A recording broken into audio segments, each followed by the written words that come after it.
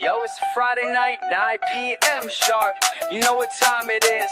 Narcocop and Timothy hitting you with that Lambo energy. He's Mike by name, but the streets call Narcocop. Used to bust dealers, now he's busting long shots. Retired badge, now he's bad with the bets.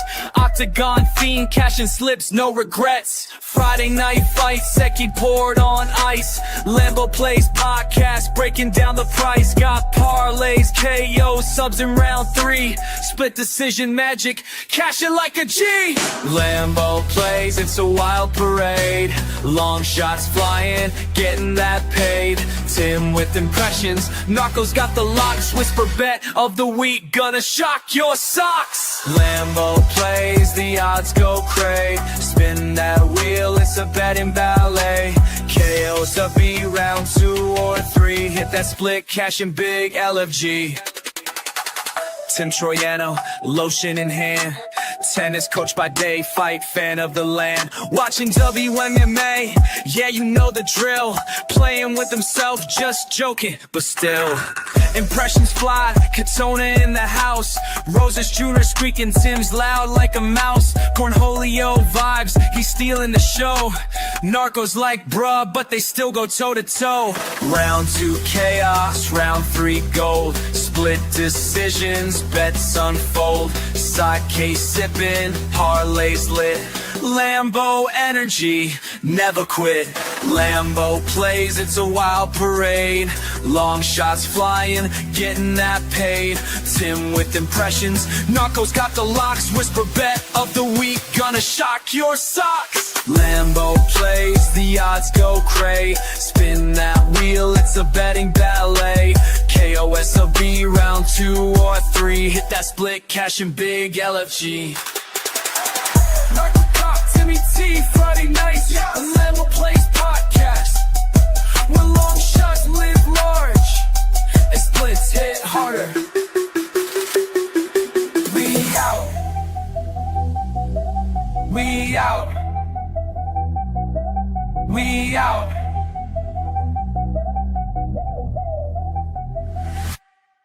What's up, everybody, and welcome to the Lambo Plays Podcast, episode 181 for UFC Vegas 120. I'm your host, Mike, along with my co-host, Tim. Tim, UFC Vegas 120, we have 12 fights now. They've added, this has been mixing and matching lately on this card, but we've had a pull out, we had a late replacement, we have a late fight notice, we have all types of nonsense on this card. Honestly, top to bottom, terrible card, but incredible main event, though. Like, how do they put this main event?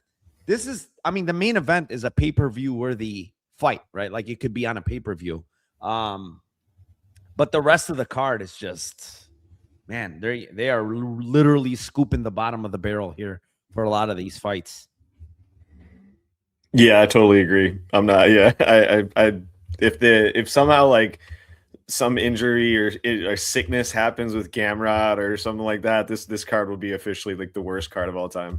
That would be an absolute disaster for them. Absolute disaster. But let's go over to chat. Shout out the chat. Dixon says, buy some Wagyu, steaks to shave so I can make French dip, Tim. Do you do that, Tim? No. You ever make French dip? Nah, Tim just grills it and goes to town. Medium rare? Medium rare. Marinade. Medium rare. I do a marinade for a while. It's really good. Medium rare marinade. What do you need? You don't need marinade for a good fucking steak, bro. Like but it makes it. Trust me, it makes it so much pepper, better, bro. It makes it so much better. Honestly, they're so you're fucking killing good. the taste of the steak. No, I've had it both. ways. They're great both ways, and it's I prefer it. I prefer it with the. I don't like the good steaks. I don't like marinating them with anything. Just salt and pepper. I'm good to go. I've learned that from. I used to work a side job at Gibson Steakhouse as security there, and I've learned, like, I watched them, that all they put is steak and salt. Pepper and salt. That's it, and they put in that fucking huge oven or whatever the hell it is. And it cooks at like some insane temperature. Elijah Juan, what's up? Carlos, let's cash. Azure, thank you, Narco and Tim, getting this busy combat sports weekend started. Jackie Blaine says Friday nights, effing rock, man. Respect as as well as many thanks for you two gents. Did you hear Delphine is fighting Sofia Montenegro in Paris? I did not, but be interesting. Buster J, what's up, my man? Thank you for joining. Jewish Better says Canuto carrying 90% of the lotion equity this weekend. Is that true? Nah. You got what's her name here? Oliveira. There's no way she's carrying 90%. Yeah, I got Oliveira. Oh, it's not close. Yeah, it's not Oliveira's hot. Yes. I mean, it's the truth. Smoke show. Mushroom says smash the like. What is up, Daz? DA07 says a pleasure to have another week of fights. Let's make some money. Abster says yes. Glenbot, what's up, my man? Stan, let's effing go. Oreo, what's up, my man? Tyler Jenkins, intro is gas, he says. Hell yeah. Rude one, what's up? Ha ha ha says Sosa, Dyer, Tyler Miller are locks. What else we have? Small World Filters in UK. I could never catch these live, but now I'm living in Tokyo, and it's a nice little wake up treat. Oh man, I want to actually visit. Talking about Wagyu, Tim. Yeah, Small World Filters is going to be eating some good Wagyu. Vinny Diaz, what's up? We need some whispered bets this week. We might have some. Dan Quirk, the boys are back. Lambo City at the Apex tomorrow. Hell yeah. Fireside, what's up, my man? Vic Ross says Narco and Tim Cook a quick PFL lotto. I need something for PFL. Well, I had a couple of PFL dog bets. They both came through, so I don't have anything else going on. But that's it. Tim, 118 live viewers.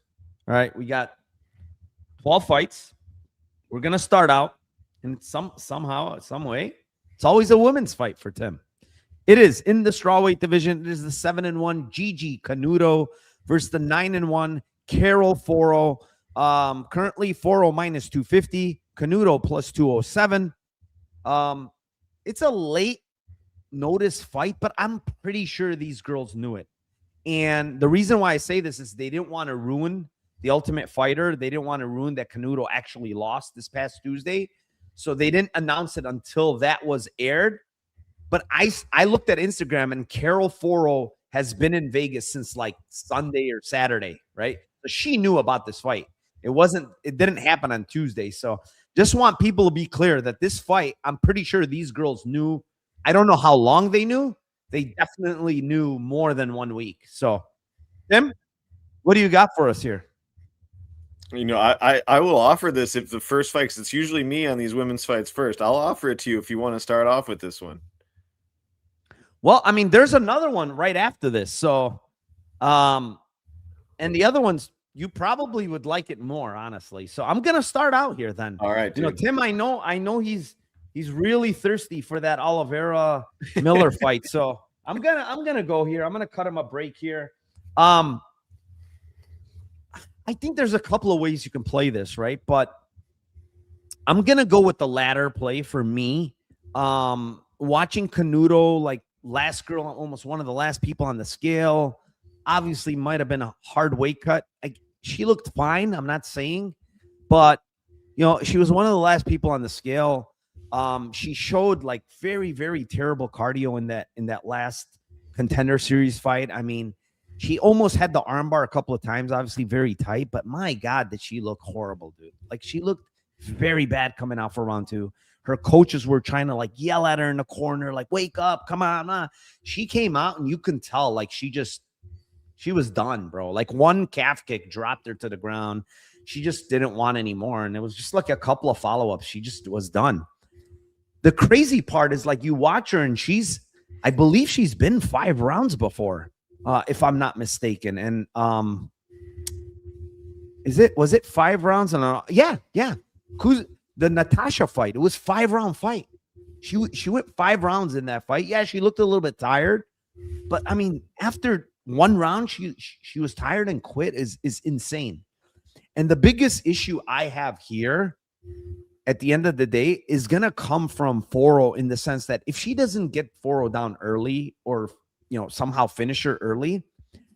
What you saw from Melissa Amaya is like, yeah, work up a lot and, but Foro punishes you way more than Amaya does on the feet, man. Like those body shots she rips, if she was gassed in that fight, imagine if she eats a couple of body shots in this fight, going for takedowns and she can't get them or she can't get a submission. She's going to be fucking taxed, man. And I'm going to just go with 4 KO 2 and 3 plus 650 plus 1100. I get the other side too. You know, I just such a binary fight, and watching 4 like in the one loss where she got taken down up a weight class, you know, she didn't look great off her back against the girl that's not really a high level BJJ girl. You know, she's a judo girl, that girl that was taking her down. So like if Canuto gets to some spots here, 4 could be in trouble early. But yeah, I'm going 2-3-4. I just think she's more ready than Gigi Canuto, in my opinion. Yeah, where did you get those lines? Those are better than the ones I saw. The 650 and 1100. Yeah, I can't remember where I got it. Might have been Rivers. okay, that makes sense because I stopped Let me looking.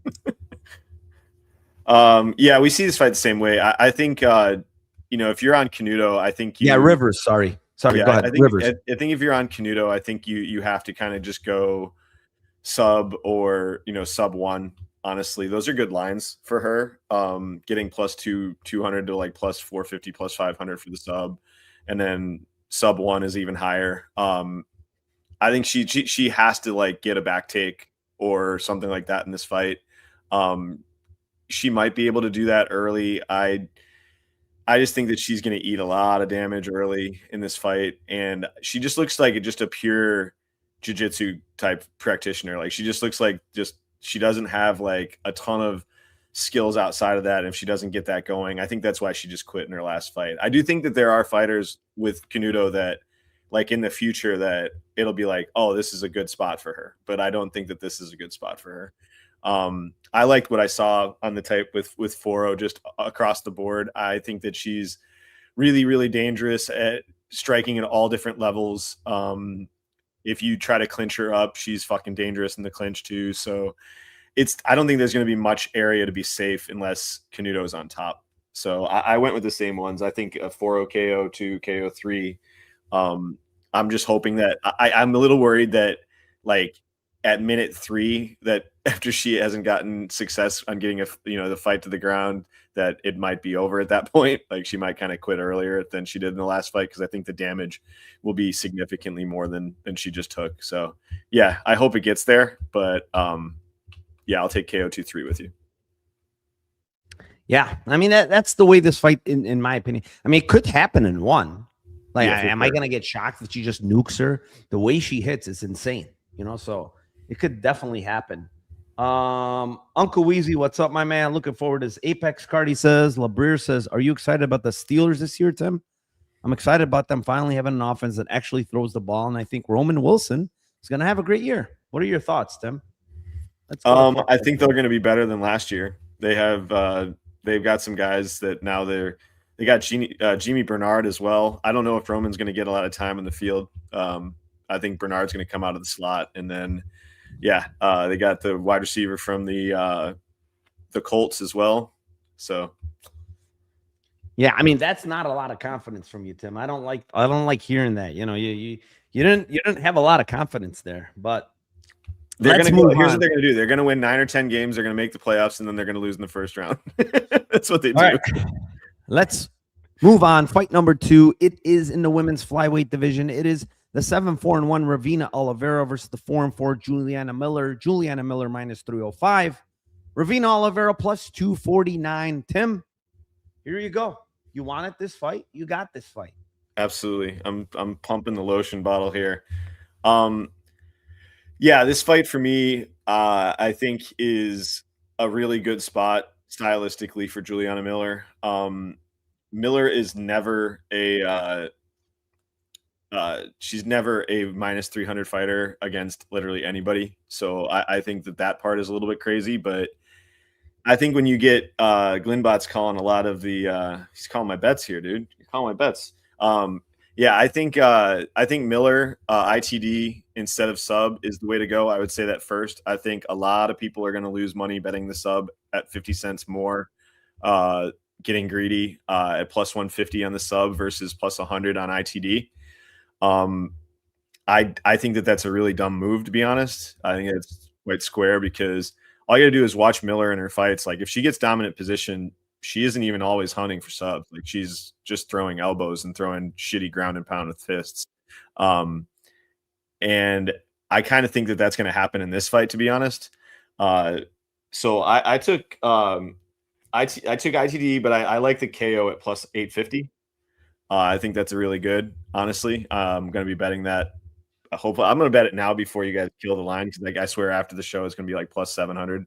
And I think, I don't, you could do a whisper bet and you could go KO2, KO3 at plus, 2,500 and plus like 3,300.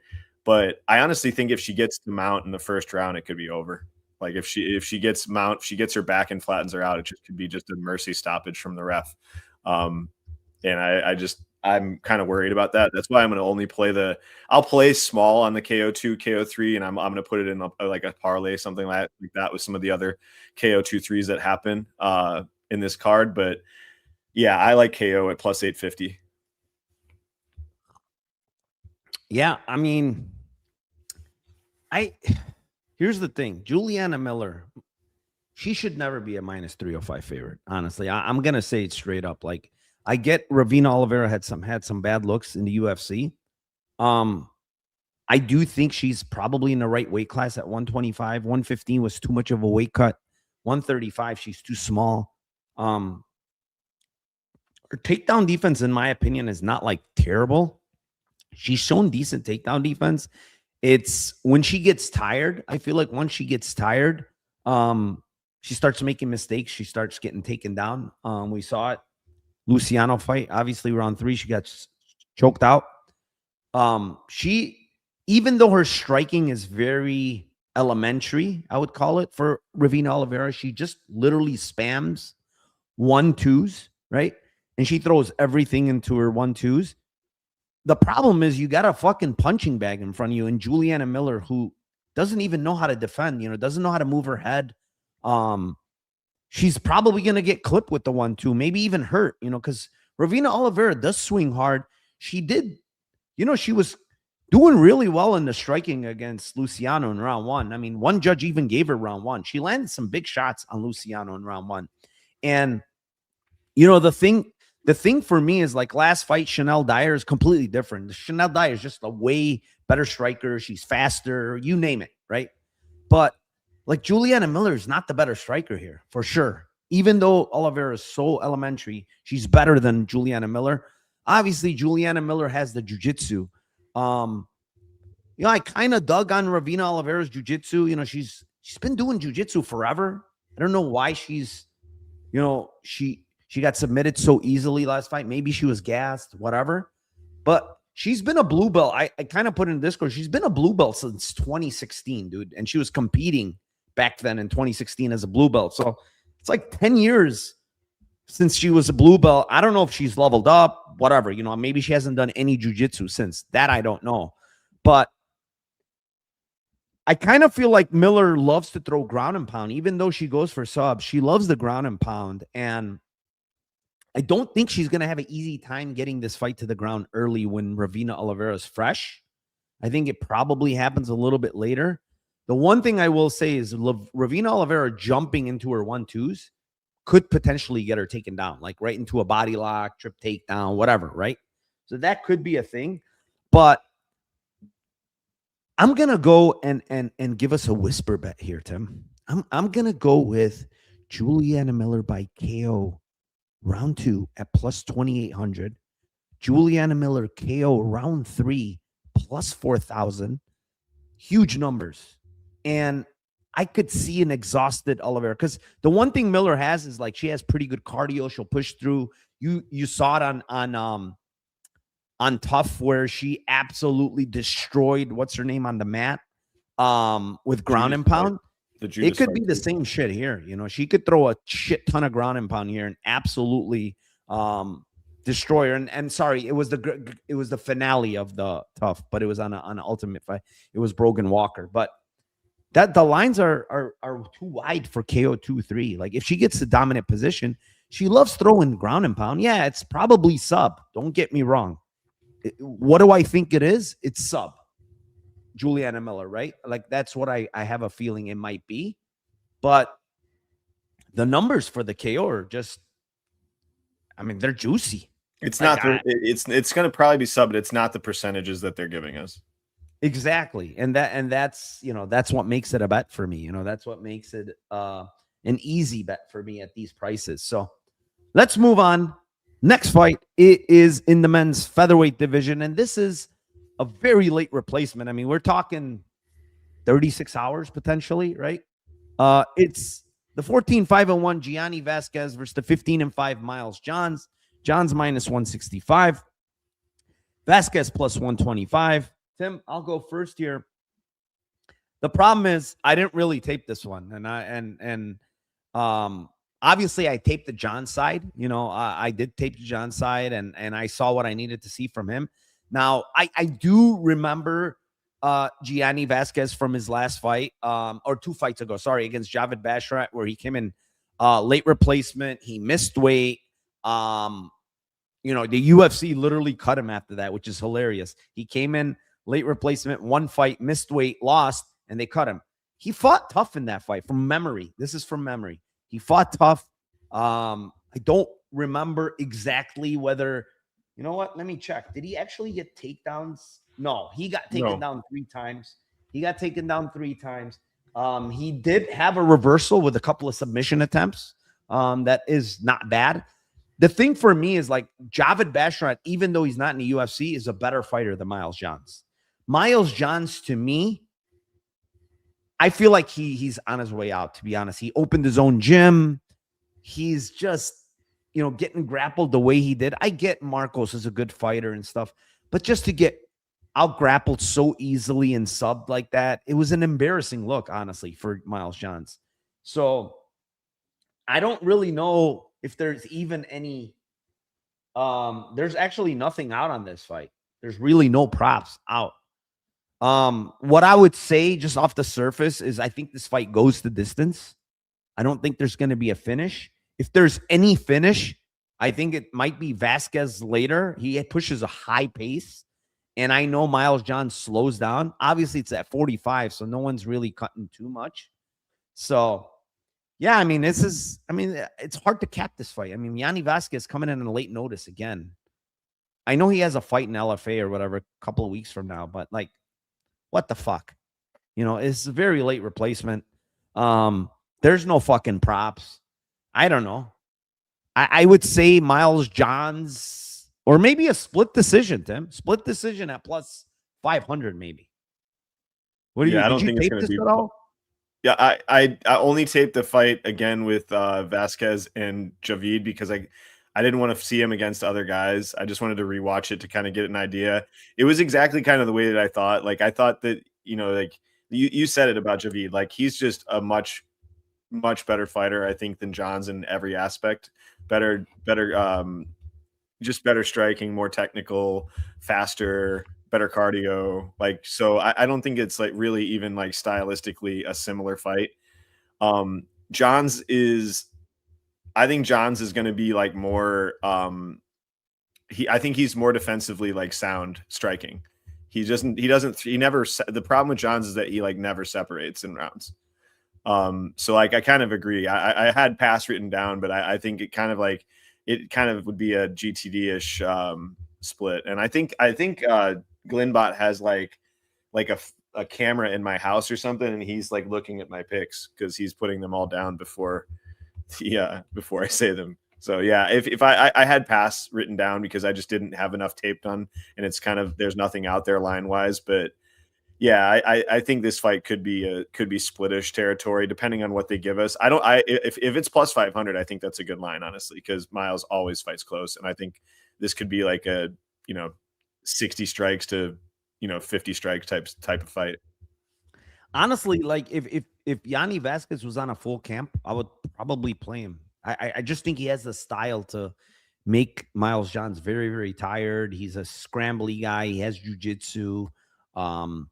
Yeah. If they hang like a crazy like 8-1 or 10-1 by sub for Vasquez, which I don't think they will, then that would be my pick. But I don't think they're going to give that. Let's see what we got in chat here. Yanni gonna shock with the W. I mean, I think he's live, honestly. I mean, it's Miles Johns, for Christ's sake. Who does he pull away from? Nobody. Yanni round 2 KO. I don't know. Miles Johns is tough. I don't know if he's easy to KO. I don't know about that. He doesn't really go to war. That's the thing. Like he just kind of avoids and yeah, but like I don't think Yanni's gonna let him avoid. Like he's just gonna be in his face, you know. He's not like a technical striker or anything from memory. No. This is all from memory. Yeah. This is all from memory. I think Johns does well against kind of fighters that he can stay at range and just do his little, 1 to 2 shots here and there and occasionally just leaping into his right hand, trying to throw the big overhand. I mean, Johns is just, doesn't wrestle really anymore from what I've seen. Like, I don't fucking know what he's doing. He's got his own gym, Kingdom MMA. So he's concentrating. He even said, I listened to his interview. He's like, I don't really need to fight anymore. I think it's the last fight on his contract. I don't know. He has all the makings of like being done with fighting. So anyways, let's move on. Why do I still have Moises thing up?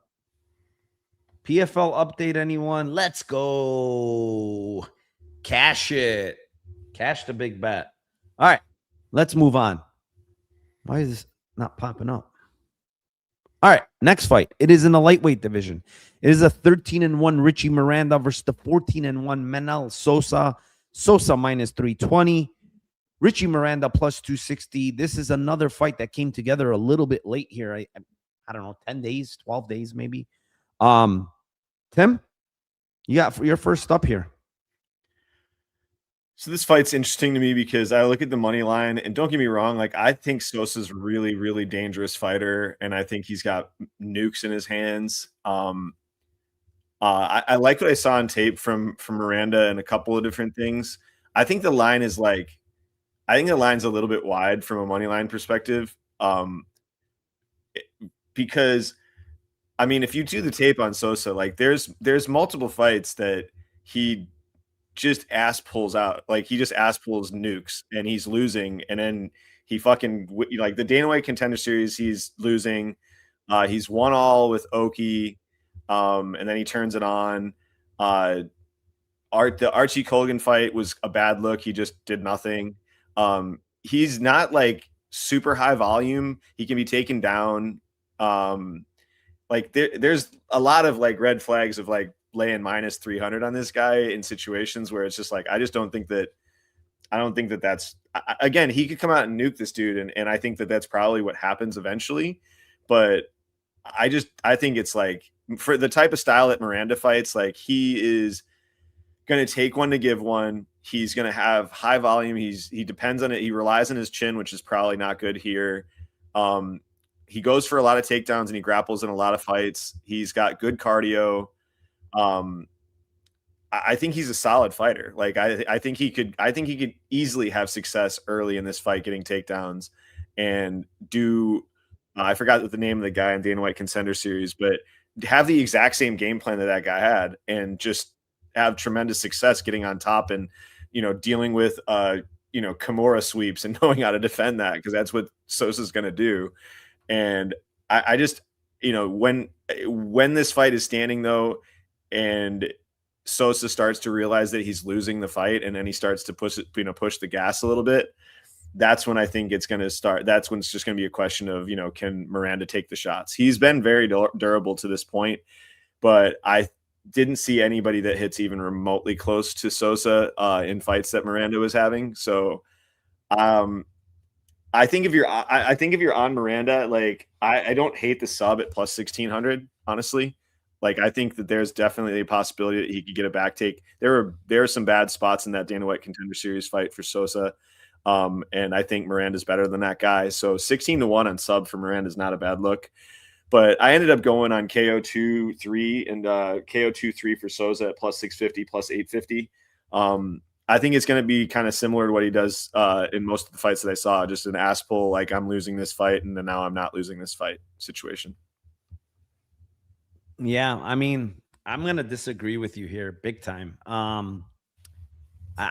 I know Richie Miranda pretty well from LFA. I mean, I've watched a lot of his fights. The one thing about Richie Miranda is like, okay, he is tough. I'll give him that. He's tough. He comes forward. He's got pretty good cardio. Very good intangibles from this guy, right? Cardio's good. Toughness is there. Throws pretty decent volume. He can mix up the wrestling. He's got all of those things. The problem for me is like Richie Miranda's, his hands are pretty slow to me. Yeah, he's slow as hell. He's very, very hittable.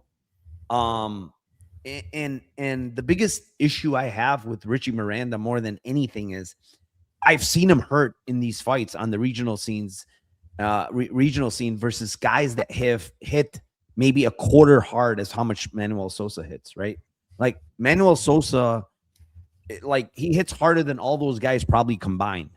You know what I'm saying? On the regional scene, this guy hits like an absolute truck.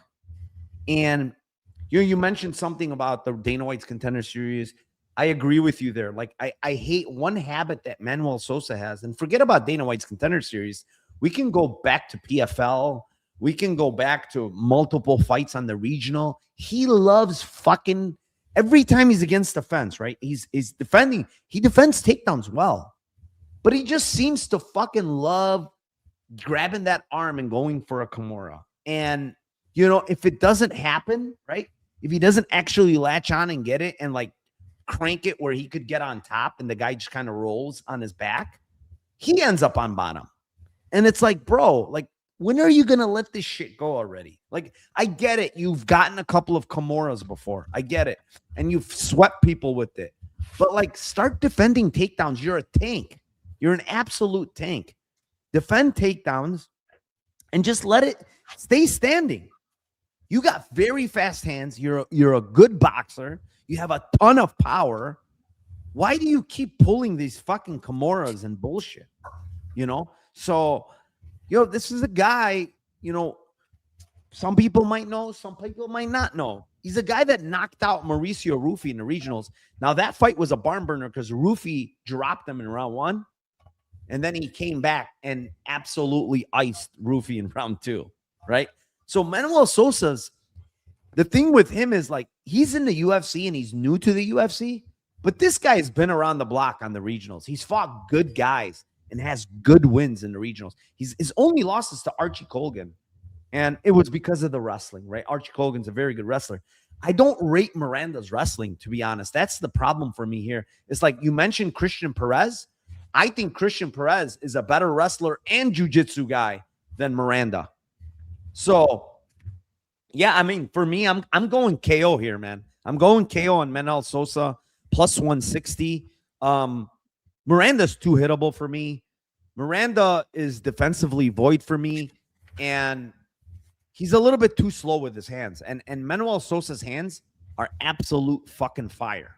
So, give me the plus 160 on the KO here. I think he's going to knock him out, honestly. That's where I see this fight going. Kevin Ryan, what's up, my man? Oh, Tim, look. Say it. Yimba. There you go. Thank you for the dono dissection of violence in the Discord chat. I appreciate you. $27.99 dono. Did he get it right, Tim? Sosa round 2-3?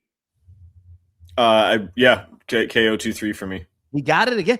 Is he in your note? Did he take a picture of your notebook? I'm telling you, he's got like a fucking camera in my house. You gotta be watching yourself out there. Like Glembot's up to no good here.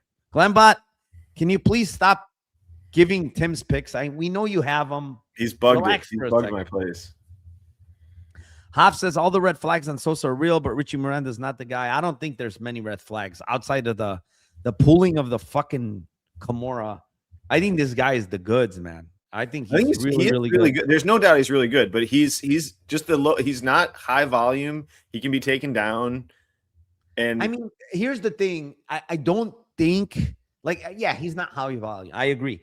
but I don't think you can be high volume the way he fights, bro. Like he's literally throwing everything into every punch and kick. Like if you do that high volume, you're gonna gas back. Yeah, he's looking for the bonk. Like he's constantly looking always looking for the bonk. Yeah, I just think those type of fighters, like when they don't get it, like it's but he still wins. That's the thing. For sure. Like look at the Lucas Barros fight. The Leah fight was kind of a bad look because of all the submission attempts, and it was a disgusting kind of look. But I don't think it should have been split, honestly. I think the split was kind of bullshit. But yeah, I mean, we'll see. Richie Miranda is I don't know how to call him, man. I think he's a generalist. He's a good regional fighter.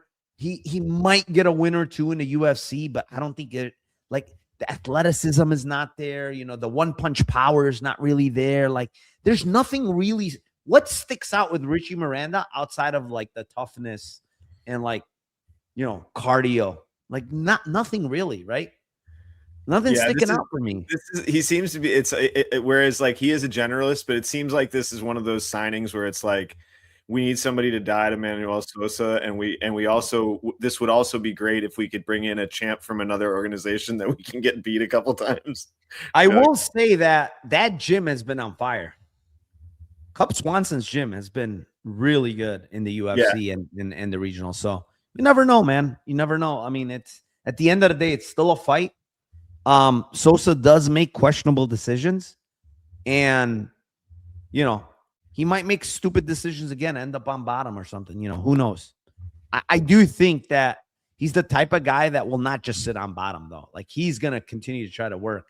So let's move on, Tim. Next one. It is in the heavyweight division. It is the 6-1 Jose Montana versus the 11-5 Louis Sutherland. Is it me on this one? Yeah. You know what? I'm going to defer to you. You got a better take on this. Go ahead. Okay. Yeah. First of all, you had the name wrong because his name is Jose Luis Pedro Rodrigo da Silva El Guapo Montana. I got it. Sorry. Well, I don't have it wrong. You know why? All those letters will not fit. Like my guy, the guy that does the templates, he called me and he's like, "Hey, listen, I cannot fit Jose Rodrigo, El Chapo, Ruiz, De Nascimento, Montana, right? Yes. I can't fit all that." So I'm like, all right, just make it simple. Jose Montana. Fine. He says, I told him, I said, Tim might get upset. You didn't put it the whole. That's the thing is every time I break down his fight this time, I'm going to have to go with his full name and be like, dude, listen. Yeah. Wait, Jose Luis Pedro Rodrigo da Silva El Guapo Montana. This breakdown might take like 10 minutes.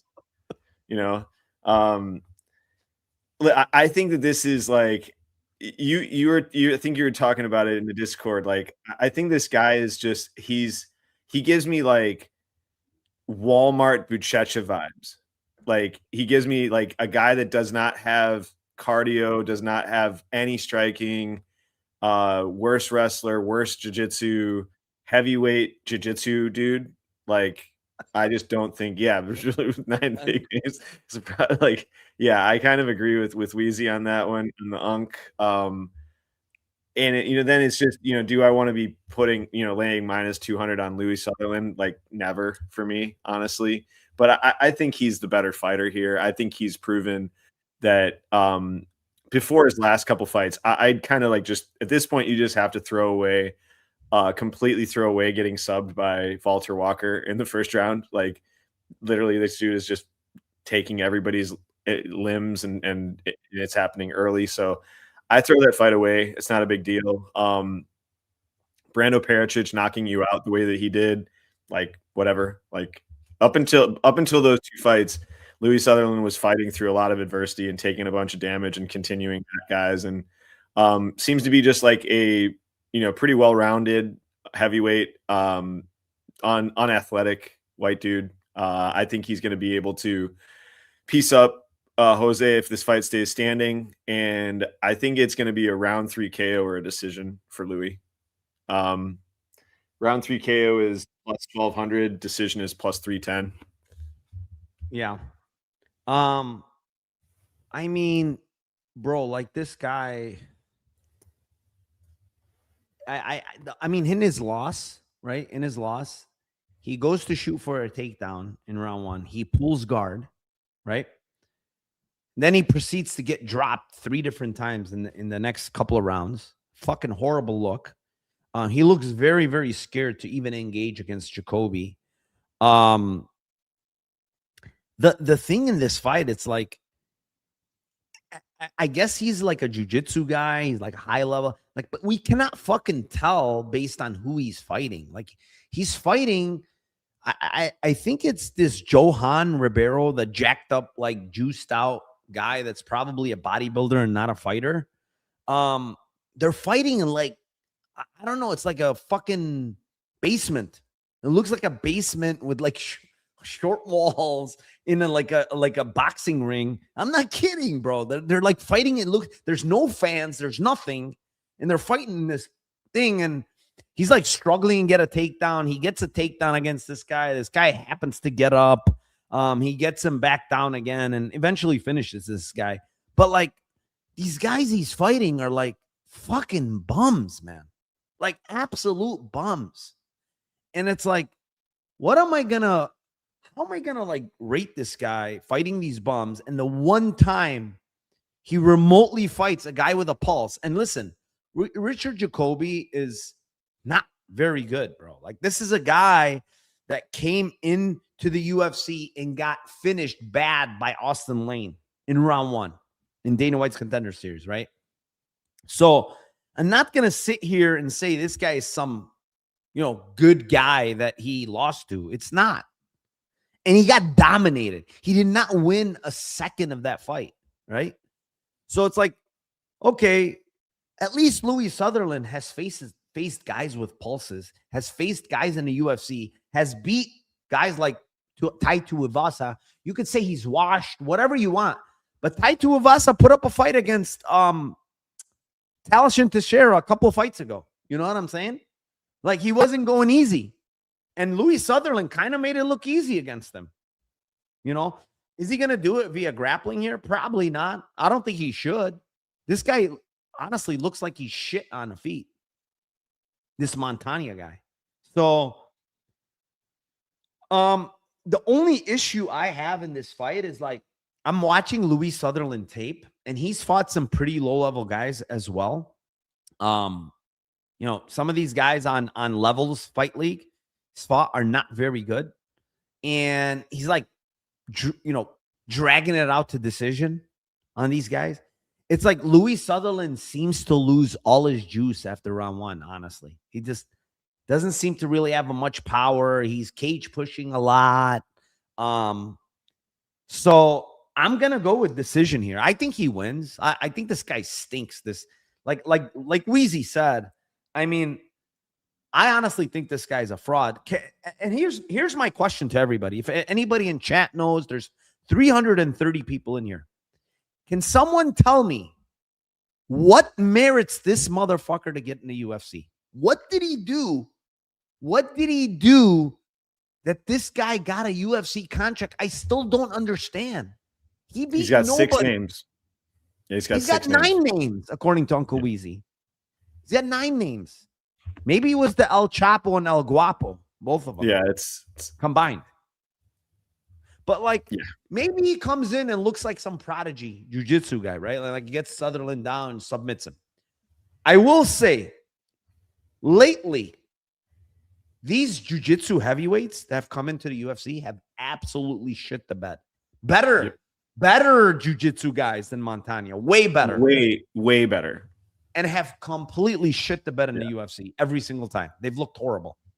So, listen, do I have a lot of confidence in Sutherland at minus 200? I'm kind of mad at myself because it was like down to 140 at one point, I believe, 150. I should have bet him. I felt like everybody I heard was like, oh, Montana, his body looks better. And I thought the line was going to go down. But they nuked it. So, I can't play Sutherland at 200, but decision plus 310. I watch Louis Sutherland. Honestly, it's like if he doesn't bonk you early, it's like probably going to go to decision, So let's see what we have here. Louis is asked, but should win. Is really about to get the KO? I doubt it.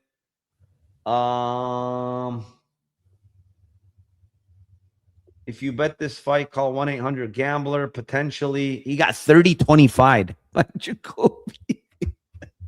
It's embarrassing. I don't care if that was 10 years ago. It's embarrassing. Don't tell me. And you know what? Another is a big red flag, Tim. I forgot to mention this. Do you guys self a favor? Go to this guy's IG and go to this gym that he's training at. Supposedly some Gil Ribeiro. And Gil Ribeiro, I think, they have multiple locations. But go look at the location this guy is training at, bro.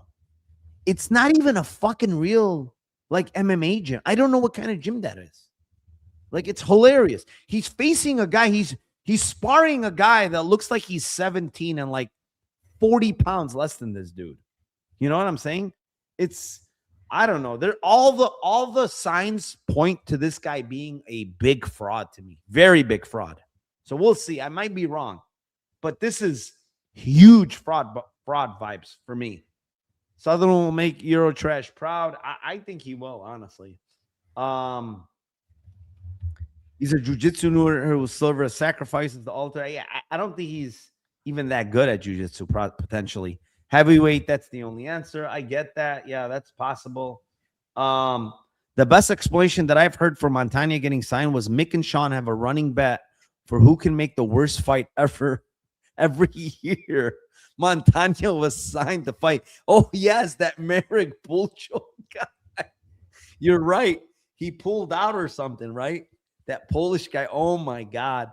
That would have definitely been one of the worst fights. He's training at a Zumba gym. That's what it looks like. Go to his IG and look at that fucking gym he's training at. It has it's one of those mats that has mats and then against the wall. And then it has a step.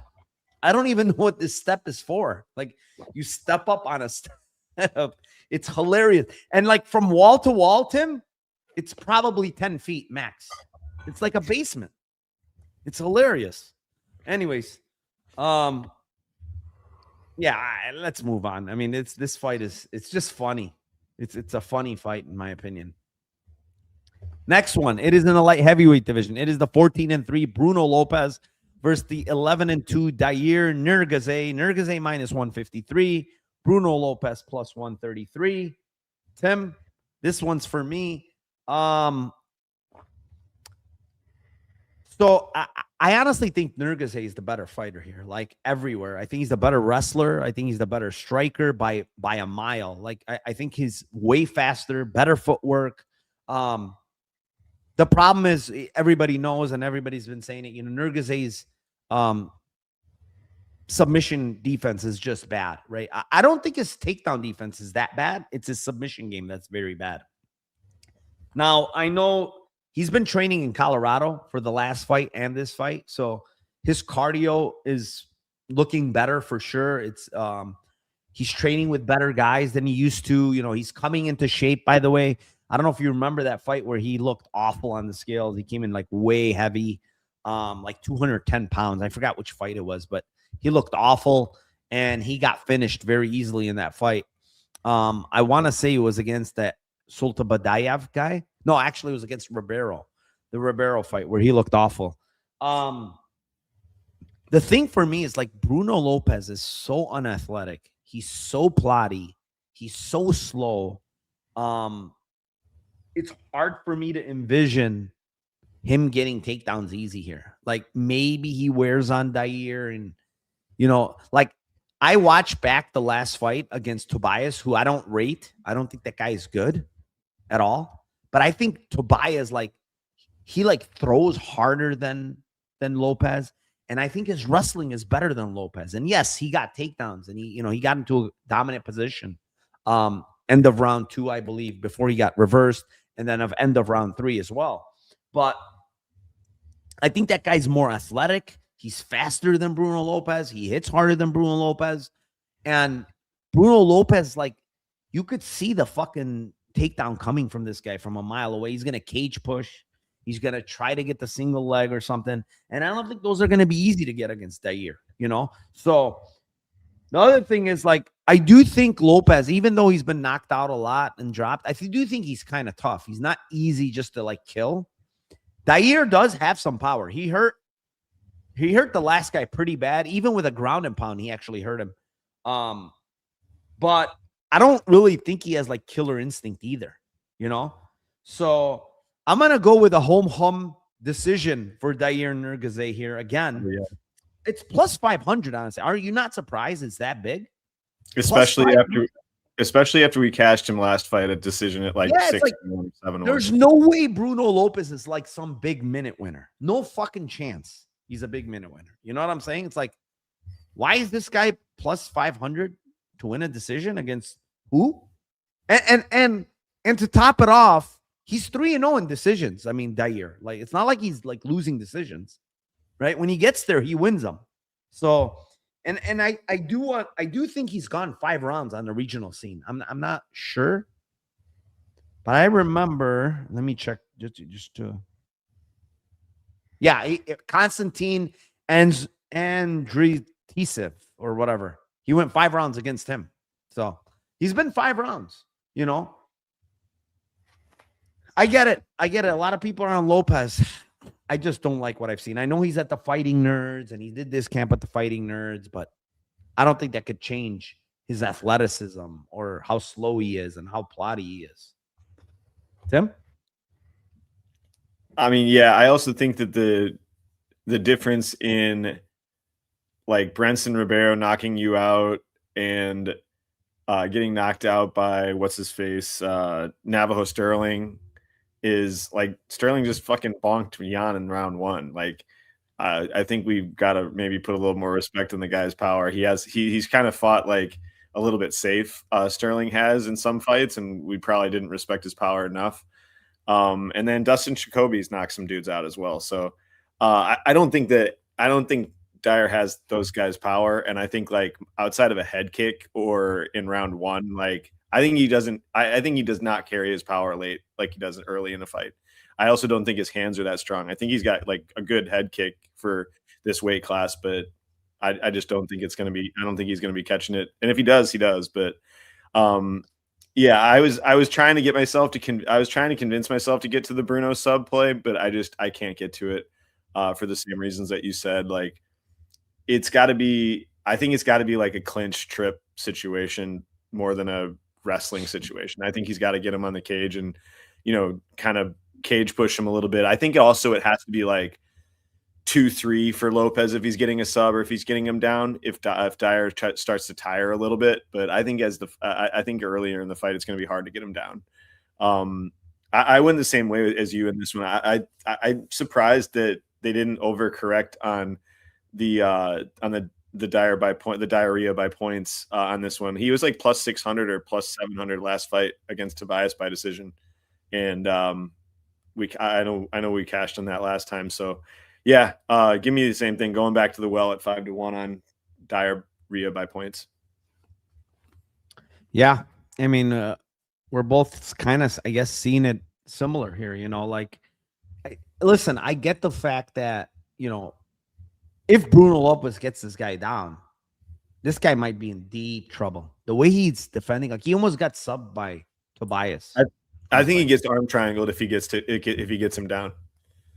Pretty quickly. He's gonna make some kind of stupid mistake. And Lopez is a black belt, and I'm sure his go-to is arm triangles. Like, yeah, and I gotta say, like the fighting nerds are probably telling him, listen, motherfucker, you gotta try to take this guy down.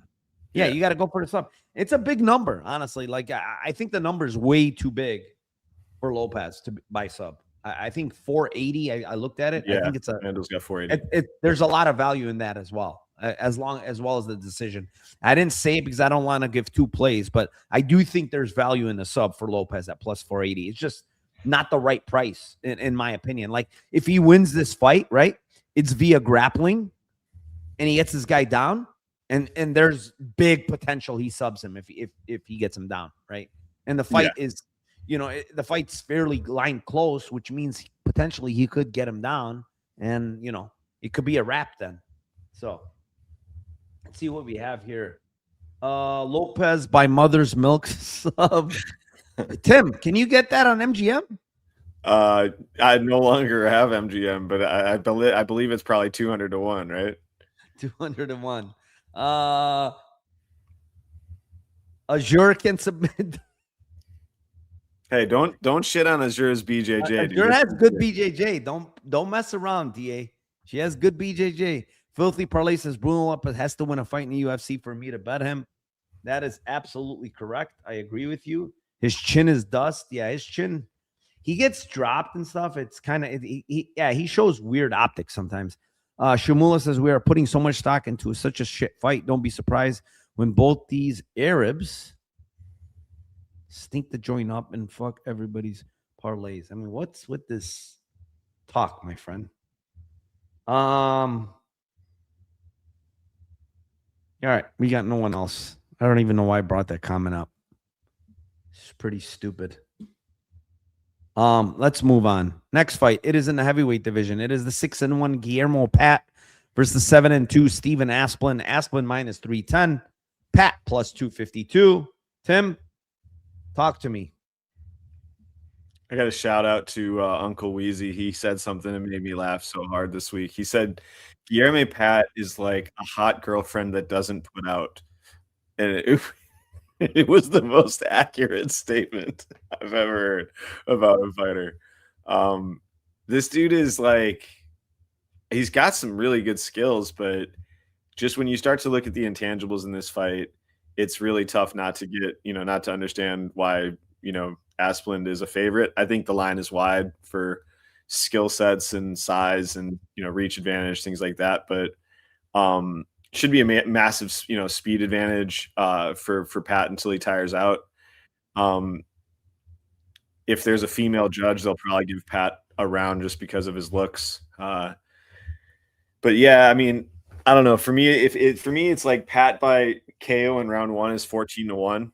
Like, I think that's his win condition, to be honest. I think that he's, going to be having some opportunities to bonk Steven, because Steven is like getting hit by everybody. Sharaf had success before he gassed out against him. Everybody's really has success hitting him. Like he's not defensively sound at all.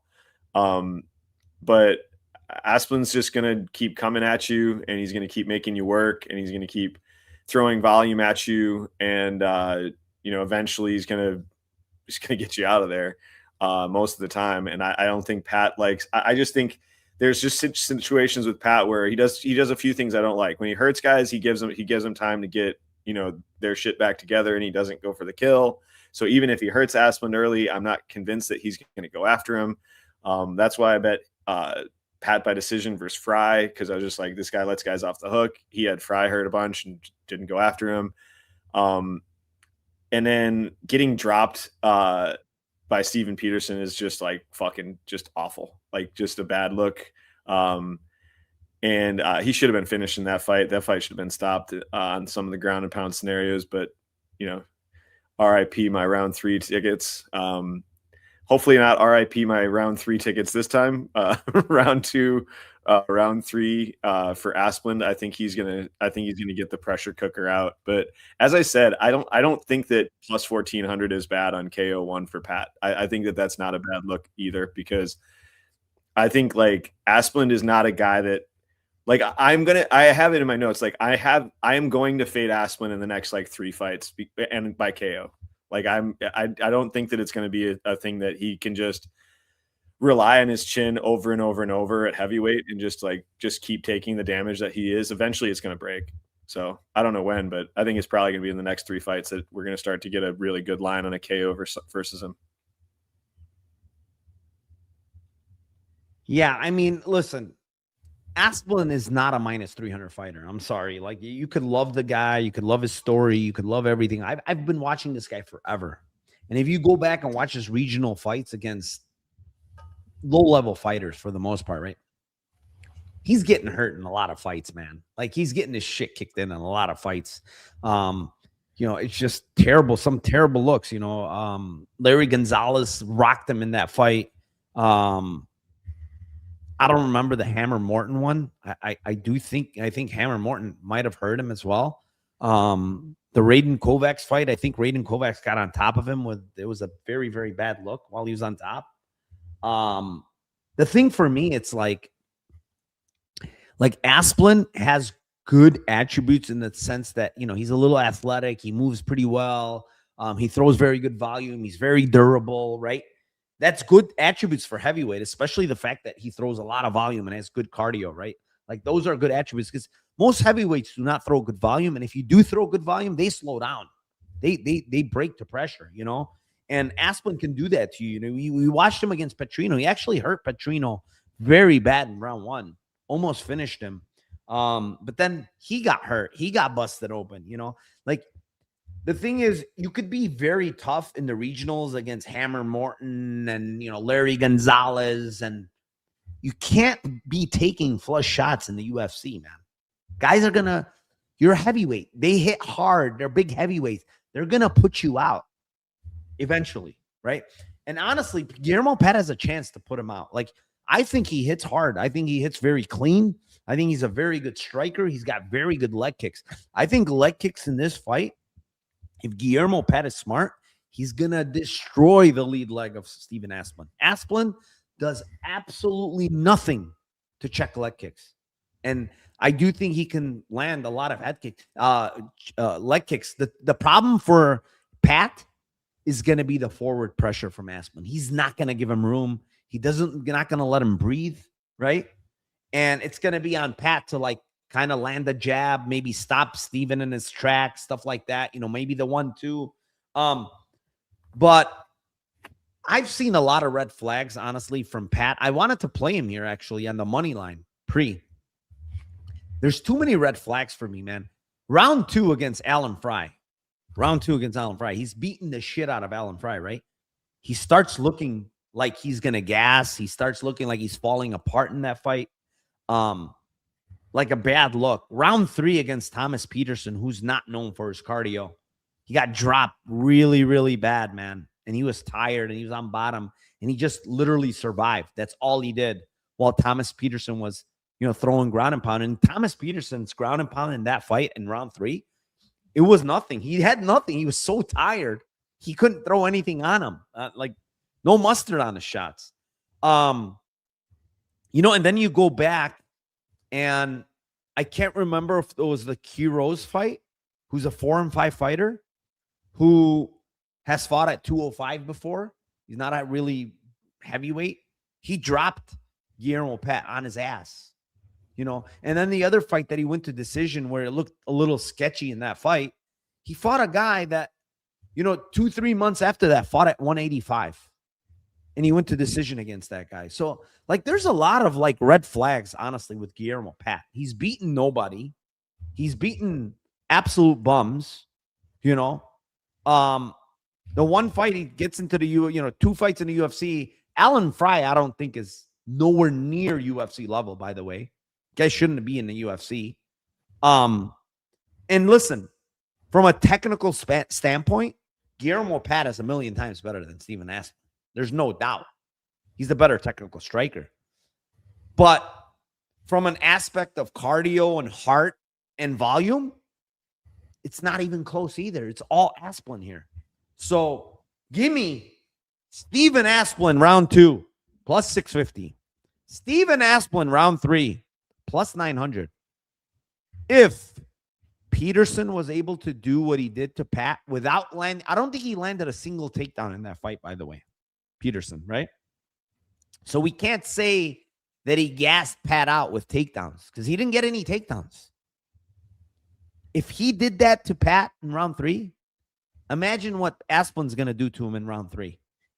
So give me 2 threes plus 650 plus 900. I like that play a lot, to be honest. I think if Pat doesn't get him out of there early, he is pretty much in big, big trouble in the next 2 rounds. Honestly, he's going to break him. I feel like he is going to break Pat with the volume and forward pressure, and he's not going to like it. Moving on. Next fight in the welterweight division. It is the 9-4 Billy Ray Goff versus the 7-0 Ty Miller minus 389, Billy Ray Goff plus 310. I'm gonna kick this one off here. Billy Ray Goff, I feel like could give Ty Miller some problems early. I think he has some decent attributes that could give Miller, like, first of all, the pressure is going to give Miller a little bit of problem because Miller likes space. He likes to use his jab. He likes to use his boxing, his 1-2. I think Billy is probably going to be in his face in a small cage. He's going to leg kick, which I think is going to work on Ty Miller early. He's got pretty good kicks. And then he's going to mix in takedowns, which I think also might work. The problem for Billy Goff is that Ty Miller has a great get-up game. Right? He's got a great get-up game, and he's got great cardio. So when I look back at the Waters fight, which is very, very comparable to this fight, the biggest difference between Waters and Ty Miller is the fact that Ty Miller's boxing is much better. It's much cleaner, and it's more accurate. That's the main thing. It's way more accurate. He's a way more accurate boxer than a guy like Waters. So, you watch Billy Ray Goff in that fight, there's a couple of times he's looking very shaky. It looks like he might get finished, right? And then he's getting into the clinch. He's getting takedowns, whatever. I don't think he's going to be able to do that here against Ty Miller when he's tired. I think Ty Miller's going to punish him. And I think Ty Miller is just going to bust him up as the fight goes on. I think Billy Ray Goff is very tough, by the way. I don't think he's an easy guy to get out of there. But I do think Ty Miller is going to eventually pick him apart. Once he gets tired, I think it's probably going to be open season on him, honestly, on the feet. So give me another round 2, round 3 here on Ty Miller. It's plus 500, plus 850. I think he gets the job done here against Billy Ray Goff. I think it might get a little sketchy early. I will say to people, and I said it, I think maybe Ty Miller's a better live bet than a pre-flop bet, honestly, because I think Billy Ray Goff might get success early. Yeah, Ty Miller, round 2, round 3 props so far has given me dysentery level diarrhea. Bet him by 2-3 in the Dana White Contender Series, and he absolutely murders that guy for 3 rounds and doesn't finish him. Bet him 2-3 in his last fight, and he finishes it with like 1 second left in round 1. So it's definitely been painful, but I think it's, they're good bets, but they just lose. I'm going to be on the same path as you are, but I will say this. I think round 2, round 3 for Miller is the play, but I would be remiss if I didn't say that sub 1 for Billy Ray Goff is 33-1. Like, I don't think that it hits, but I think Ty Miller gives up his back every time he tries to get up, and I think Billy Ray Goff's going to try to finish him on the ground if he's smart. So I mean, it's 33-1. I'm going to put very, very small money on it just as like a hedge on some of these, Ty Miller bets that I'm going to have. Cause I think that if Goff wins, I do think it's probably a round 1 sub more than anything. So 33-1 is a huge line, but yeah, I ended up on the round 2, round 3 as well for Ty. I think it's been like a system bet with this guy. I just think that he has really good cardio. He's got better striking than a lot of these guys, and I think he's eventually catches him. But yeah, I had to say the sub 1 is 33-1. So why the fuck not? Yeah, I mean, I'm not gonna say anything about that. I mean, it's a huge line. You're absolutely correct. Miller's way to get up is he always gives up his back. He's gotten his back taken 2 or 3 fights that I've seen. He does scramble well. He does avoid. He tries to like make sure that they don't get the second hook in. He's pretty good. And there's a guy in my Discord that actually trains with Ty Miller day in and day out, and he's a fighter as well, and he's a grappler. And he straight up told me he's very hard to hold down, man. Like, I'm a grappler. I fight at 185, and I have a very hard time holding this guy down. Like, he's a dog. He looks to get up right away. So I mean, that's a little tidbit of what people that train with him said. And this guy's 26. He's going to be leveling up. Billy Ray Goff He's been out for the while. You know, he is an exciting fighter, honestly, Billy Ray Goff. Like, I think the UFC, even if he loses here, should keep him around. I think he said this is the last fight on his contract, if I'm not mistaken, on interview, but I'm not 100% sure on that. But I do think he told whoever it was that he talked to that this was the last fight on his contract. So, you know, he's probably has to win, and he probably has to win. And you know what I've noticed too lately, Tim? Have you noticed that even though fighters are winning, if you don't win in a nice fashion, it's your last fight, they're just not signing you. They're giving you your walking papers, you know? So I think he needs to win in like an exciting fashion. Otherwise, I think he's cooked. Let's see. What do we got in chat here? I got Miller in round 2 to start. Hope Ty doesn't KO him in the first. I mean, Goff is tough. He's going to be hard to KO in the first. All right, let's move on. Next fight. It is in the strawweight division. It is the 15-6-1 Amanda Lemos versus the 14-1 Alexa Thainara. Thainara currently minus 260. Lemos plus 215. Tim, do you have lotion for this one? I do not. All right. Yeah, I think this fight for me, I keep going back and forth on the method. So I probably should just take the money line, honestly, with Lemos, because I think it could be a bunch of different ways that she wins. I understand the hate that people have for Lemos, with her fight IQ and inability to get off of her back in certain fights, but I think that she's gotten better. I think she's gotten a lot better with her grappling scenarios. And every fighter that I watch Thainara fight against, like there's no one even remotely close that hits even close to as hard as Lemos, or even calf kicks as hard. Like there's just a bunch of shit that ways that she can hurt her. And then the other thing is, like, I know that this is, we talked about this in the Discord. I know that you mentioned it would be dumb for her to jump Gilly, and it usually is dumb for her to jump Gilly, but like, dude, she's got a nasty squeeze, and I know that Bruna Brazil caught Thainara in a Gilly, and I think, like, I just think that there's no question who has a better squeeze and a better Gilly, in my opinion, from a Bruna Brazil to Lemos. So yeah, for me, I'm gonna go. I'm gonna say 2, because I think that the sub at 16-1 is stupid for Lemos. I think that she's gonna try 2 or 3 guillotines that probably end up putting her on bottom. But I'll go with decision for Lemos at plus 440. I think that she can hurt her in multiple rounds, and I don't think like this is like super easy. Everybody like is just assuming that Thainara is just going to body her on the ground and just like double leg her. It's not what she does. It's not her normal, like, takedown attempts aren't always like singles and doubles. Like, she's a lot of clinch and she's a lot of body lock trips. And I think against certain fighters, like, that just hasn't worked against Lemos. Lemos is physically strong. Like, I just think that she's I think against Tatiana, she couldn't get her down with those type of takedowns in second and third round as easily. She could just clinch her up.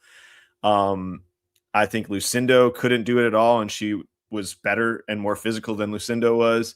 I think Thainara is stronger than Lucindo, but I don't think it's by like an insane amount that she's like way stronger than Lucindo is. I think she is stronger than her, but I don't think it's like, oh my God, this is completely different level. I definitely don't think that Thainara is like way stronger and has way better grappling or wrestling than Tatiana Suarez, even though Tatiana looks a little bit washed at this stage. And then the other thing about Thainara is it's not like she's like fucking Khabibing like Loma and Bruna Brazil, and like she's not. These girls are getting up, like they're actually making her work, and she has to take them. She has to rinse and repeat and give them the spin cycle on takedowns. And I 1000%, I know with all my heart that Lemos is physically stronger than Loma Lukpunmi and Bruna Brazil in those situations, without a doubt. So Yeah, I mean, I know I don't usually don't like giving two, but like the points at plus 440 in the sub for 16, 16-1 is just like I think those are both kind of good, to be honest.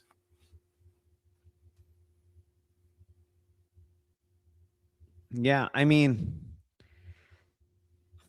she had a rough weight cut, and honestly, she weighed in 3 times. I don't know if you know that, Amanda Lemos. Yeah, I I saw it. looked at they announced 115.5. I could have sworn, I have to go back and listen, but I can sworn the weigh-in guy said 116.5. And somehow they announced 115.5. She got that Chimaev treatment. Huh? She got that Chimaev treatment. Yeah, I mean, it was weird. I mean, that was her third weigh-in of the day. She looked horrible, man. She looked every bit of 39 years old on that scale. Like that weight cut, we always say like straw weight, once you get to these older ages, the weight cuts get very brutal. And it definitely got brutal on her here. I won't be surprised if she's like, the gas tank's not there. She's a little bit weaker. I don't really like what I saw from. I thought this was going to be a slam dunk, by the way, for Thainara. I don't really like what I saw from her. Like she got on top of girls. She let them up a lot. I had a different, like prior to taping it, I had like a different thing in my head about her. Like I thought she was a good chain wrestler, but I also thought she was good on top. And so many times these girls are getting up against her. Bruna Brazil got up many times. Loma got up. Lemos. His main issue is fight IQ, man. She's got terrible fight IQ, like absolutely horrific fight IQ. And she could have won that Robertson fight if she didn't have stupid fight IQ and going for an armbar in round 3. The problem is, here's the biggest issue, is that I don't think that Lemos in this fight, so in that fight against Robertson, I think she got lucky because I said it earlier. Robertson was hurt, man. Like she should have honestly easily won that fight. Robertson was very compromised on her leg. She could not move well. She could not grapple well. And somehow she still pulled off a win against her, to be honest, with one leg. So, like, I do think Lemos is really, really going downhill here. Like, it's 39 years old at straw weight. Her weight cut, it was rough. Her last win was against Lucindo. Honestly, I think Thainara is way better than Lucindo. She's more aggressive. She hits harder. She's tougher, mentally tougher. Like, Lucindo lost to fucking, I'm sorry. She lost to, what was that girl's name? Marina Rodriguez, that they give her a fucking bullshit split. She lost that fight. I don't think Lucindo's any good, honestly. Thainara, honestly, I think is good. She's very aggressive. She's like mentally, she's very tough, and she's got good cardio. So it's like she has these things, attributes that are going to give Lemos a lot of problems, man. And Lemos loves to play BJJ off her back. She loves to not work back up. It's all the red flags that I don't want to see against a girl like Thainara. Like, if I saw her working back up, probably has a good chance in this fight. Maybe when she gets flattened out, she's not going to work back up. And she'll be okay on bottom, just like not getting finished, So I think it's Thainara decision, honestly. I'm kind of surprised it's a good line. For a minus 260 women's MMA strawweight, they're giving you a plus 110. Usually, honestly, what is this line usually? Tim, like a minus 250 Thainara. Amanda Lemos doesn't really get finished, right? Minus 150. It's like minus one, exactly. It's like $1 less. That's it. If there's no way they give you plus 110, maybe they're looking at it and saying, you know what? Thainara has a lot better chance to sub her, which I would be surprised, honestly. Like Lemos is very hard to sub. I know she's been subbed before. I forgot who subbed her, but she got subbed by Berna and she got subbed by Andrade. The Andrade one was a bad look. It was a standing whatever. That was a horrible look. The Verna one, is the same as what you're saying. She could have disengaged. She doesn't disengage. She gets armbarred. Yeah. But Verna's so much better than It's not even close. in jiu-jitsu. It's not even close. She survived Robertson and she survived Dern. Yeah, I'm gonna take the plus 110. I mean, it's decisions plus 110. It's good with me.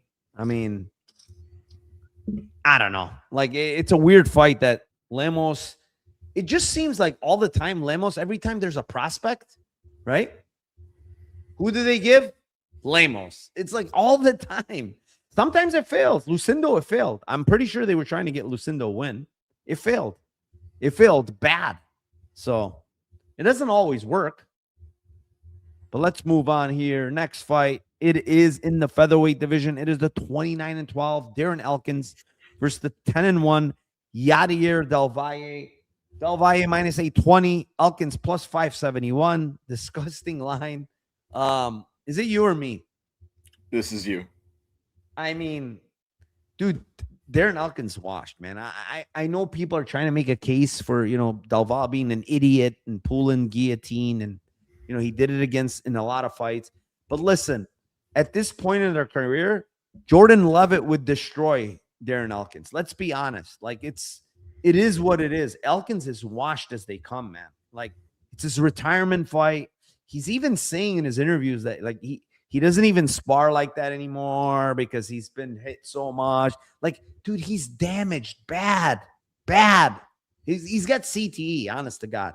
Like, this guy has CTE guaranteed, and you could say whatever you want about Del Valle. He's a fraud. People keep calling him a fraud because of that setup fight or rigged fight, but it was rigged on one side. It wasn't like he rigged it. It's like people keep calling him a fraud because of that fight. Like, bro, he didn't tell this guy to let him submit him. You know what I'm saying? He beat the guy in Dana White's Contender Series, Montero, who's pretty good. He's fighting back on Dana White's Contender Series. He beat the shit out of that guy. So I think he's going to knock Elkins out in round 1, man. Like, I'm pretty confident it's going to be round 1 KO. He's going to be way faster, way stronger, hit harder. Look at Julian Erosa in that last fight. Honest to God, Julian Erosa looks so washed in that fight. He's like falling over, bro. Like, the takedowns from Darren Elkins, you got to watch it back. It's just absolutely comical in that fight.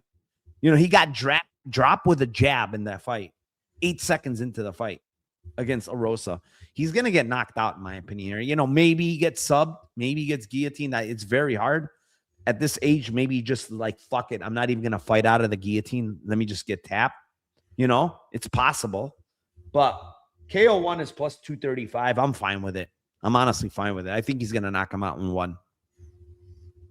Tim? Yeah, I'm think this fight is tragic. I think they should have gotten like Ricky Tercios as Darren Elkins' final fight and retirement fight, and just said, hey, Ricky, we'll pay a double. Just give this dude an actual fight here, punch some air and get taken down and lose a decision. Giving him Del Valle's nasty work. I think the fraud vibes from Del Valle, the only thing I disagree with is, because we can't really talk about the actual like X's and O's of this fight. I think the fraud vibes are not from I don't think it's from the Bulgarian fight as much as it's from the Jordan Levitt just top timing him for 3 rounds. But why? I mean, he won a round there. It was 29-28. Like, is Jordan Levitt not a good grappler? Like, that's what I want. I want people to ask people. Like, has he not won? No, he is, but he's sold as like a minus 400 favor. So he like broke everybody's parlays that day. I think. Yeah, I mean, that's why people are whining. But like, listen, Jordan Levitt is a UFC level fighter. Like, he dropped in weight. He came down to 45. Maybe he's just stronger than this guy. No, I don't agree that he's a fraud. I'm just saying I think that's the reason why. I don't think it's more Bulgarian. I think it's more that. I think that people lost their parlays. And it definitely could be that, but I wouldn't call this guy a fraud though. Like, fraud is like saying for sure. Like, go watch the Dana White Luis, Pedro, Rodrigo. He beat Michael Aswell. Michael Aswell is in the UFC. Is he a fraud? If he's a fraud, then okay. But Del Valle beat him on the regional scene. I mean, why don't they call Aswell a fraud? Yeah, I don't think he's a fraud. I think he has skills. I just think that he got, I think he got twerked on and people lost their parlays. So yeah, this is a murder scene, honestly. Damage Elkins got the D finished, so now it's damaged on his tattoo. So I say at every fight, he finally got that tattoo finished, and now he was able to afford the last D, and now it's damaged. So yeah, he's gonna get killed. This is gonna be a murder scene. KO1, KO2 for me. Yep, same thing. Yeah, it's bad. It's bad. I don't even know why he's fighting, to be honest. Like, I guess it's his last fight of his contract. He want like I don't think somebody asking coffee break is asking about sub for me. I mean, Elkins seems to get out unless he just quits. He just seems to get out of almost. Like, yeah, I mean, watching Pineda has one of the nastiest guillotines. I'm going to tell you guys, and he had him in a mounted guillotine, I think 2 different times, and couldn't sub him. Like, it's the only guy to sub this guy, and he's faced some really high level grapplers. Is Charles Oliveira. That's it. Derek Minner had him in a nasty fucking guillotine, and he just doesn't. He knows how to defend it. He sticks his head all the way on the mat, takes the pressure off the guillotine. I guess he's very good at it. But there's that one instance now that he knows is his retirement fight. He's like, why am I going to take more damage, right? Tim, tap. Yeah. That's the one that's scary, that he might actually just tap. Let's see. Uncle Wee says, no matter who wins, this fight's going to be hilarious for sure. He suffered a hand injury during the last fight, cut him some slack. Did he? I didn't know that. Are you talking about Del Valle or Elkins? I didn't know he suffered a hand injury. Did Del Valle? I know Del Valle he did have some work done. I saw on his IG. He might be talking about him, actually. We'll see. Let's move on here. We're going to move on to the co-main event of the night, and it is in the lightweight division. It is the 18-7 Billy Quarantillo versus the 19-7 Diego Ferreira. Ferreira minus 183, Quarantillo plus 160. Tim, I think it's yours or me. I don't know. I forgot. I think this is me. This is you. Go ahead. This is kind of a tougher fight because there's some question marks on both these guys at this stage in their career. I feel like this is, I think like Diego is a better fighter, but he's 41 and he's at 155 and he's 41 years old. And, he's a guy that, sometimes he will fight through the adversity and, push guys. And every time he fights, I get to tape one of my favorite fights, him versus Gregor Gillespie. Where the fuck is that guy been? Like that fight is one of my favorite fights to watch. Like, that is just like some insane scrambles, just go back and forth, and eventually he just gasses out. And the other fight that he kind of, he got Grant Dawson as well. So I feel like that, these are not bad looks versus 2 really elite grapplers, but he has some times where he fights through that. And, he did what Grant Dawson did to him to Mateusz Rebecki. And that was an insane comeback after getting his, sent to death's door on round 1. And, then he got some takedowns against Rebecki, which we know isn't easy to do, and finished with some ground and pound and just outlasted him. So you just really never know what you're going to get with Ferreira. And he's old as hell. And then you go to Billy Quarantillo, and it's like, I think if you have like mileage, on a car, I think this, you got a 2010 Accord with 250,000 miles, and you got a 2005 Accord with, 200,000 miles on it. I think Diego's the older fighter, but I don't think he's got more miles on him than Quarantillo. And then you got Quarantillo, just his style has been, Homer Simpson, his way to, grinding you out. And then when you start to death gas, he's going to put it on you. And whether or not he finishes you in 2 or 3 or comes back to win the decision has been his style. And it's just not a style that works long-term at this stage. And he's 37, and now he's moving up a weight class. And it's just like, dude, now you're going to need to take bigger shots. It's not a guarantee that your cardio is going to be better at this weight class, and you're going to be taking bigger shots and people can grapple you more easily. So I just think there's major question marks on both of these guys. But when it comes down to it, it's just like, do I want to bet on a guy that, I kind of have seen him in the last couple of years versus a guy I haven't seen in a couple of years? Quarantillo's coming off of a knee surgery. And I just think that the wheels are almost all the way off on him at this point. So yeah, give me Diego to cook him late in this fight and to kind of Billy Quarantillo here. Round 2, round 3 for me for CDF. I think it could be KO. I think it could be club and sub. I think if he takes him down, I think the problem is Diego doesn't CDF doesn't go for wrestling very much. He's only had 9 takedowns in all of his UFC fights. And I think 3 of them they were a majority in 3 fights. So he doesn't really proactively wrestle, but if he did, he would be fucking a beast. So yeah, give me 2-3 for Ferreira here. I think eventually he gets him out, and I think Quarantillo is tough enough to last around. Yeah, I mean, listen, to me, it's we look at people's ages and we say, yeah, one guy's 41 for sure. He's near the end of his career. You know what I'm saying? It's there's no doubt about it. Ferreira's near the end of his career, but so is Billy Q, man. He's 37, right? But you go back and watch both guys' fights, right? Diego Ferreira and Billy Q, and you look at both of their fights as a whole, right? One guy 26, one guy has 25 fights. Who has taken more damage here? Billy Q or Diego Ferreira, right? Billy Q is probably taken, 50 years of fucking damage compared to Diego's 45, right? So in fight years and damage taken, I would say Billy Quarantillo has taken a lot more damage than Diego Ferreira, right? That's 1. 2, he's the guy that's coming off a long layoff here at 37. When you sit out from 35 and you're coming back at 37 off a surgery, it's not a good thing. It's not like you're revitalized as a young guy. You're still fucking 37, dude. Now he's moving up in weight. Now he's complaining that the weight cut was too much for him. Bro, you fought at 45 your entire fucking career. What do you mean the weight cut was too much for you? It's you go back and look. It's Billy always fought at 45. What's the problem? I don't even think he's ever missed weight at 45.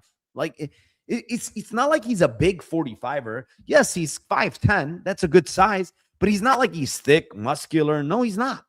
You know what I'm saying? It's I go back and look at Diego Ferreira, and yes, I have concerns that he's 41 off of a knockout to Alexander Hernandez, right? But I look at that fight, honestly. Alex Hernandez is not an easy guy to fight at this stage of his career because Alex Hernandez is a mover, right? He's fast. He's in and out.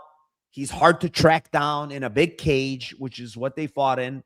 And Diego Ferreira wasn't doing bad in that fight. It was actually very competitive. He catches him with a step and elbow.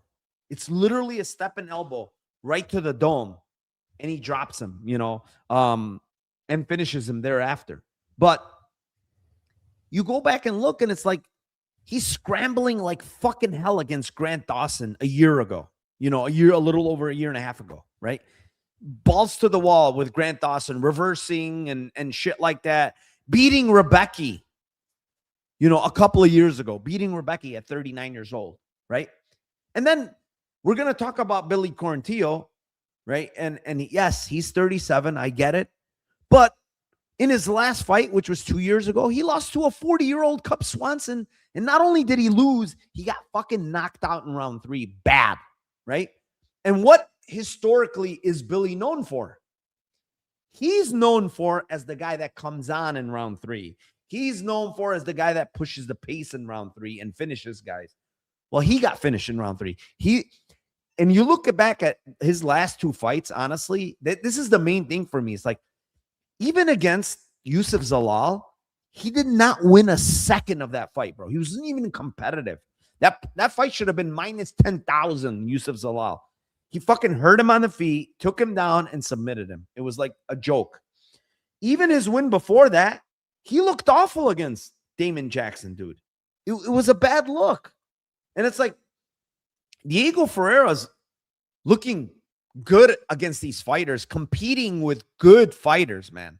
Like Mateus Rebecki beating him a couple years ago. Do you know what Rebecki would do to Billy Quarantillo? Like really bad things. Yeah, you know what I'm saying? It's like, I don't know. I think CDF is good in this spot, honestly. I think they're giving him a co-main event spot. Who are they giving this co-main event spot to? Are they giving it to Billy Quarantillo or are they giving it to Diego Ferreira? I think they're rewarding a guy that's fought much better level of competition, has been active in the UFC, you know. And if you look at his Instagram, dude, he's been doing hardcore strength and conditioning, Diego Ferreira. He's in really, really good shape. And I like him here. I think Billy is going to try to grapple, honestly, because I think on the feet, he's probably going to get hurt at some point. Diego's the much better submission guy. I think Diego's the better striker. That's the other thing. I think Diego is better everywhere in this fight. Everywhere. Wrestler, striker, jiu-jitsu. He's better everywhere, in my opinion. He hits harder. So plus 510 on the sub, Tim. I'm going to go Diego Ferreira. I think he might catch this guy. You know, if you look at Diego Ferreira too, the other thing is, you know, outside of, I guess, Alexander Hernandez, Grant Dawson, very good grappler. Rebecki, very good grappler. Johnson, he knocked him out. Gregor Gillespie, Mateus Gamrot, Beneil Dariush, the fucking best grapplers he's faced. Literally the best grapplers at 55. Diego Ferreira's faced them. And then when you give him guys like Anthony Pettis, he subbed them. You know, so I think he can sub. You know, they're both black belts, but there's like a big level gap in black belts right here. So yeah, I mean, I think I like Billy Q here quite a bit. So let me kick this idiot out, dude. This guy's fucking annoying. Ban user and delete his comments. These guys keep putting bullshit. It's probably just Wine Baby in here with his burner. All right. We have 395 people in here. Appreciate all of you. Hit the like, subscribe, comment, do all that good stuff. With that being said, Tim, we are moving on. Main event of the night, and it is in the lightweight division. It is the 26-4 Mateus Gamrot for 12-1 Quillen Salkilld. Salkilld, is it minus 132 now? Wow, line's coming in. Plus 112 on Mateus Gamrot. Tough fight to call, honestly. I like the Salkilld side. I'll say that first because, you know, the age gap, 9 years. He's a little bit longer. To me, he is the more well-rounded fighter, if that makes sense. I know Gamrot is well-rounded. I kind of don't like his striking, man. I think his striking is okay, but I think Salkilld has way more weapons on the feet, man. Like a lot more weapons. He's got the kicks. He's got the elbows. He's got the knees. Gamrot is kind of like mostly a 1-2 type of guy, you know, nothing special. And obviously he's a great grappler, you know, great wrestler, great single leg. All of that stuff, you know, great jiu-jitsu, stuff like that. The issue I have with Grant Gamrot is anytime he faces a guy that's like very competent in the wrestling and the defensive wrestling and the get-up game and the grappling, he has a lot of trouble. You know, I went over his wins and losses, and it's like Esteban Rivovic's kind of a zero off his back. He's not good. You know, Charles Oliveira, he looked horrific in that fight. Mateus Gamrot, right? He got him down, and he was already in omoplata. He was in deep trouble, got reversed, and he basically got cooked very easily in that fight. Ludovic Klein, guy that has good takedown defense, but once you can get him down, it's your world. And Mateus Gamrot got him down. Obviously, you can get anybody down. And Ludovic Klein doesn't have a great get-up game. Then you look at the Hooker fight, and Hooker honestly doesn't have a great get-up game, really, but super close fight. He lost the fight. Kind of a bad look. You know, Jalen Turner, he couldn't really hold Jalen Turner down. Beneil Dariush, you know, got him down, couldn't hold him down. These are all kind of similar fighters in the sense that Quillen Salkilld, you're not going to just easily hold him down. He's going to make you work to get up, and he's going to get up. And I think these kind of guys, Mateusz Gamrot has trouble with historically, So I do think that Gamrot has a huge edge when it comes to, competition, UFC experience in general.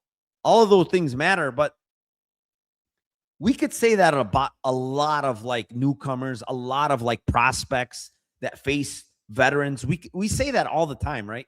Guy has way more experience, face the better guys, but at some point, the prospect is going to win, and they're going to beat this veteran guy that's faced a better level of opposition.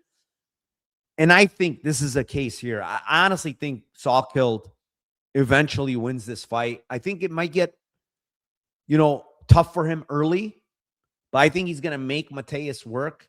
And I think the one key aspect here, in my opinion, is that Gamrot, when you make him work a lot with get-ups and takedowns and stuff like that, I think he tires out a lot more than people think. And I think Quillen's going to make him work there. And I just think he's the only thing I will say is a lot of people seem to think like Gamrot's chinny, this, that. I don't think Quillen hits that hard, honestly. I think it's his knockouts come from like, head kicks and, I don't even count Dariush's, to be honest. Like Dariush knockout. I mean, Dariush's chin is kind of gone. And then Jubilee, like, am I gonna count that as a fucking Jubilee is like whatever. I don't really think he's like that hard of a hitter. Like I consider guys like Hooker, guys like Turner, bigger hitters than Quillen Salkilld, to be honest. So yeah, Gamrot has been hurt. There is some questions about his chin, but I still think this guy recovers really well. He's super tough. It's going to be very hard to just finish this guy easy. I'm going to go with Quillen Salkilld by decision at plus 460 here. I think he can win like a 49, 46, 48, 47 type of decision.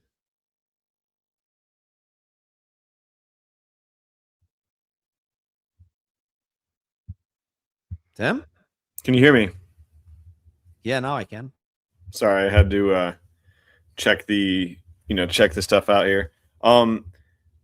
Yeah, for me, I think this fight is close. I think Gamrot will probably have success early in this fight in the first 2 to 3 rounds. And I think, like you said, when he fights like juiced up, roided up dwarves, he has a lot more success in grappling, like success against Arman, success against Klein.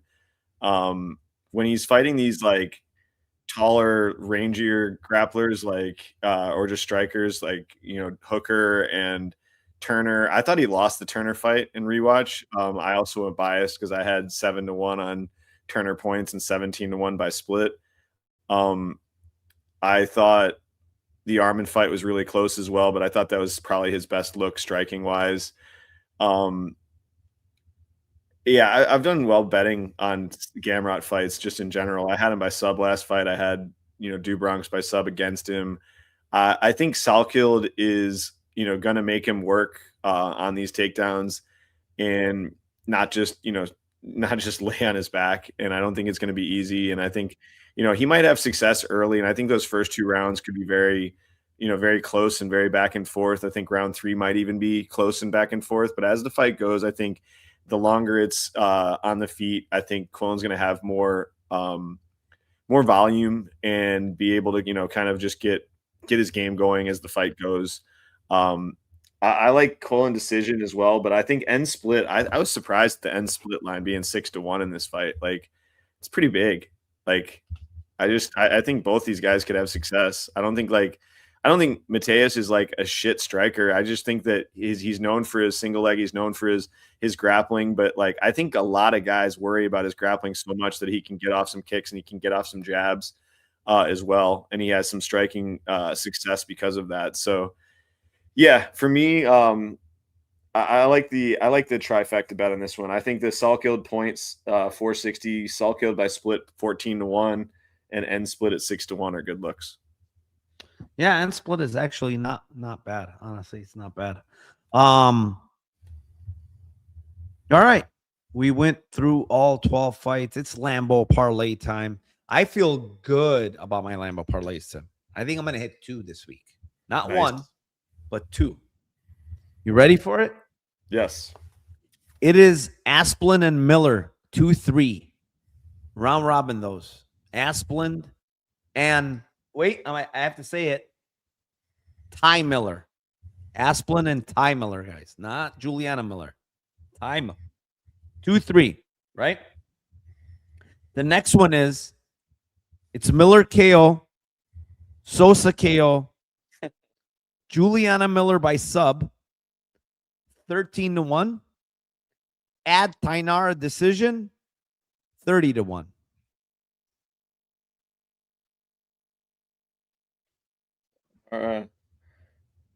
So you had Ty Miller KO, Ty Miller KO, Juliana Miller sub, Miller sub, Sosa okay. KO, 13-1, and then add Tainara decision, 30-1. Nice. All right. I think I should go for one gigantic one and then two small ones here.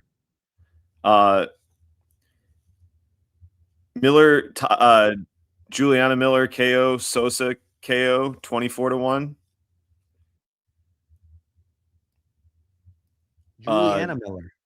Juliana Miller KO. Okay. And Sosa KO, it's 24-1. Juliana Miller ITD, Del Valle KO, Salkilld points is 20-1. And just for the people, I'm going to give out 100. What's the last one? Del Valle KO what? Salkilld points and Del Valle KO and Miller ITD. Yeah. And then I think I got to give it 159-1. Juliana Miller KO, Ty KO 2-3, Asplund KO 2-3 is 159-1. Wait, are they all KO 2-3? No, I did just Miller and just KO. Juliana Miller just KO. Juliana Miller KO, but what's Ty? Ty KO 2-3, Asplund KO 2-3. Okay, got you. All right. Yeah, that's it. Great great pod. 385 people in here. Please like, subscribe. Appreciate all of you. I think I have to finish up my tape on BKFC, but we had a great night in PFL, +4 units in PFL tonight. Yeah, appreciate everybody. Guys, Discord link is down below, $25 a month. We are absolutely cooking in Discord. Make that, instead of 60 point whatever, make it like 64 point something now. But yeah, we'll be back tomorrow live in the Discord. We're gonna have a live chat where there's a Zuffa tomorrow. There's a bunch of shit tomorrow. So I gotta get to taping and finish up the tape on a couple of those BKFCs and then do some Zuffa. But Tim, you got any parting words? No, man. Thanks as well. Thanks to you. Thanks to the chat. Let's get some money tomorrow. All right. See y'all tomorrow. One last thing. Let's cash those tickets for UFC Vegas 120. Peace.